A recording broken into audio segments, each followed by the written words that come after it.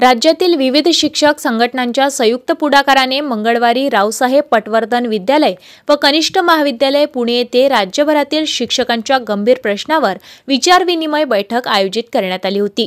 सर्वोच्च न्यायालयाच्या 1 सप्टेंबरच्या शिक्षक पात्रता परीक्षा टीईटी सक्तीच्या निर्णयाविरोधात राज्य शासनाने तातडीने पुनर्विचार याचिका दाखल करावी आणि केंद्र शासनाकडे याबाबत पाठपुरावा करावा।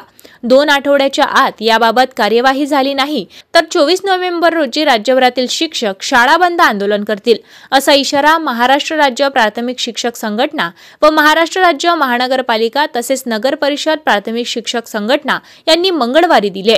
दरम्यान आंदोलनानंतरही पुनर्विचार याचिका दाखल झाली नाही तर संघटना थेट सर्वोच्च न्यायालयात याचिका दाखल करण्यात असल्याचे यावेळी जाहीर केले। कार्यकारी अध्यक्ष सचिन डिमडे, प्राथमिक शिक्षक समितीचे पदाधिकारी उदय शिंदे, शिक्षक संघाचे संभाजी थोरात, शिक्षक आणि शिक्षकेतर संघटनेचे राज्य नेते शिवाजीराव खांडेकर, राज्य शिक्षक समितीचे सरचिटणीस राजनजी कोरगावकर, राज्य शिक्षक समितीचे कोषाध्यक्ष नंदकुमार होडकर, राज्य शिक्षक समिती उपाध्यक्ष राजनजी सावंत, राज्य शिक्षक संघाचे मुख्य सल्लागार मधुकर काठोडे, राज्य जुनी पेन्शन हक्क संघटनेचे वितेशजी खांडेकर, फाफाडे सर, राज्य शिक्षक संघ महानगरपालिका राज्य अध्यक्ष सचिनजी डिमडे, राज्य शिक्षक परिषदेचे अध्यक्ष पन्हाडे सर, मुख्याध्यापक संघाचे Kamathe sir, Jagtap sir, Joshi sir, शिक्षक सेना संघटना प्रतिनिधी, स्वराज्य शिक्षक संघटना राज्य पदाधिकारी, शिक्षक सेवा संघटना राज्य प्रतिनिधी, संस्थाचालक प्राथमिक संघटना राज्य प्रतिनिधी,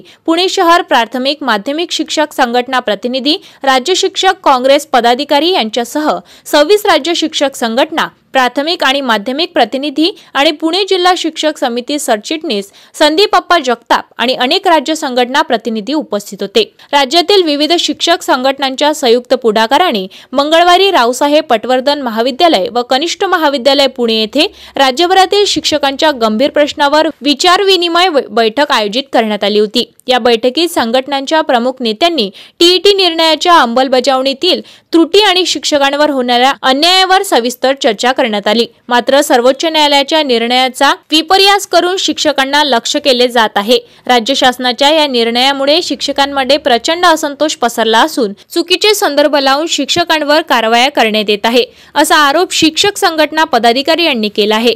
त्यामुळे राज्य सरकारने तातडीने हस्तक्षेप करून शिक्षकांना लक्ष्य करण्याच्या घटना थांबविणे अपेक्षित असून अनेक अनुभवी शिक्षकांना टीईटी नसल्याने नोकरीवर धोका निर्माण झाला आहे। ही बाब शिक्षकांच्या मनोधैर्यावर परिणाम करणारी आहे।